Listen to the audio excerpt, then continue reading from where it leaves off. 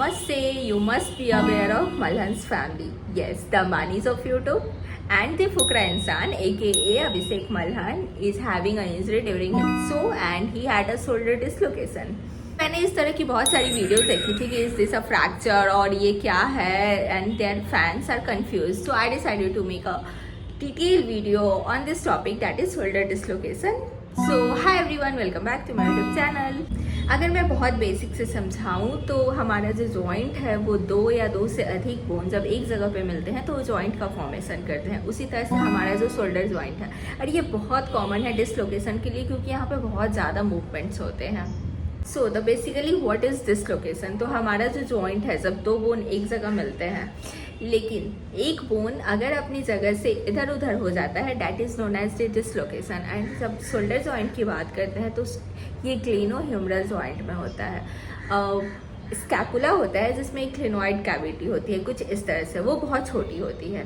उसके अंदर हमारा जो ह्यूमरस है उसका हेड आर्टिकुलेट करता है, मूव करते रहता है.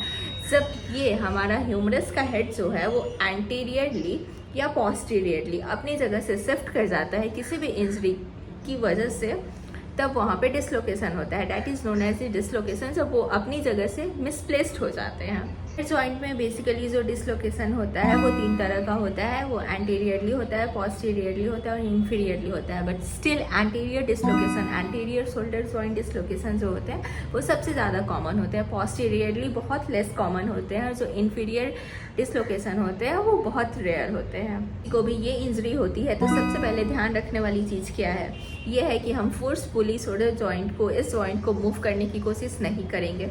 दूसरी चीज़ हमें क्या करना होता है, हमें कोई भी स्लिंग देके उनके जो आर्म है उसको इमोबिलाइज कर देना होता है. एंड तीसरी चीज़ हम आइसिंग दे सकते हैं स्वेलिंग को कम करने के लिए. And you must visit to a doctor. हमें जल्दी ही किसी भी डॉक्टर को देखना चाहिए, उसके पास विजिट करना चाहिए. वहाँ पे फिर हम जो केस है, जो सिचुएशन है, उस हिसाब से हम ट्रीटमेंट प्लान करते हैं. अगर रिडक्शन की ज़रूरत है मैक्सिमम केस में होती है तो हम रिडक्शन देते हैं. रिडक्शन क्या होता है, बेसिकली जो हमारा जॉइंट है, जो हमारा बोन है वो मिसप्लेस हो गया है उसको हम प्लेस पे अलाइन करते हैं.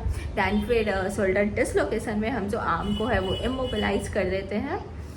एंड दैन फिजियोथेरेपी के सेशन शुरू होते हैं.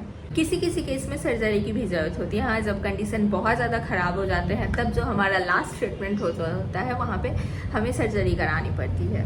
नहीं तो ज़्यादातर केस में ऐसे विदाउट सर्जरी पेशेंट्स ठीक हो जाते हैं. तो भी अभिषेक मल्हन के फ़ैन होंगे और जो डिम्पल मल्हन ब्लॉग्स देखते होंगे वो देखे होंगे कि लास्ट ब्लॉग उन्होंने जो अपलोड किया था इन विच वो फिजियोथेरेपी सेशन ले रहे थे. So let me tell you कि शोल्डर डिसलोकेशन में हमारा जो फिजियोथेरेपी ट्रीटमेंट और हमारा गोल क्या होता है. तो बीइंग अ फिजियोथेरेपिस्ट हमारा गोल क्या होता है इस केस में, तो बेसिकली हम पेन पे वर्क करते हैं, इन्फ्लामेशन पे वर्क करते हैं, रेंज ऑफ मोशन पे वर्क करते हैं, फ्लेक्सिबिलिटी पे वर्क करते हैं, मसल्स पे वर्क करते हैं.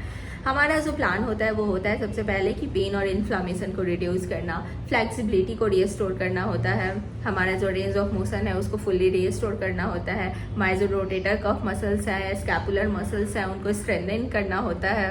सो बेसिकली हमारा जो ट्रीटमेंट प्लान बनता है पूरी तरह से पेशेंट के केस के ऊपर डिपेंड करता है, उसके सिचुएशन के ऊपर डिपेंड करता है. दैन फिर हम वीक असेसमेंट करते हैं पूरी तरह से, उसके बाद वीकली ट्रीटमेंट प्लान करते हैं. तो सबसे पहले हम जो वर्क करते हैं वो प्रिवेंशन पे वर्क करते हैं, प्रोटेक्शन पे वर्क करते हैं, पेन रिलीफ पे वर्क करते हैं. लैटर ऑन जिस तरह से हमें रिकवरी दिखाई देती है फिर हम कंट्रोल मोबिलिटी पे जाते हैं, फिर मोबिलिटी पे जाते हैं, दैन फिर हम मसल एक्टिवेशन पे जाते हैं. ये जो हमारा धीरे धीरे ग्रेजुअली जो होता है वो इंक्रीज करता है. सो अगर आप चाहते हैं कि मैं शोल्डर डिसलोकेशन का पूरा ट्रीटमेंट प्लान वीकली डेली किस तरह से हम उसको कर सकते हैं, अगर ये आप जानना चाहते हैं मुझसे तो मुझे कमेंट सेक्शन में बताएं. अगर इस वीडियो में मैं इसको बताने गई तो ये वीडियो बहुत लंबा हो जाएगा, इसलिए मैं इसको बहुत शॉर्ट और बहुत कंपाइल रखने की कोशिश कर रही हूँ. बहुत ही सिंपल लैंग्वेज में इसको समझाने की कोशिश की. आई होप आप सबको मेरी बात समझ आई होगी. स्टिल अगर आपको कोई कन्फ्यूजन है तो आप कमेंट में पूछ सकते हैं.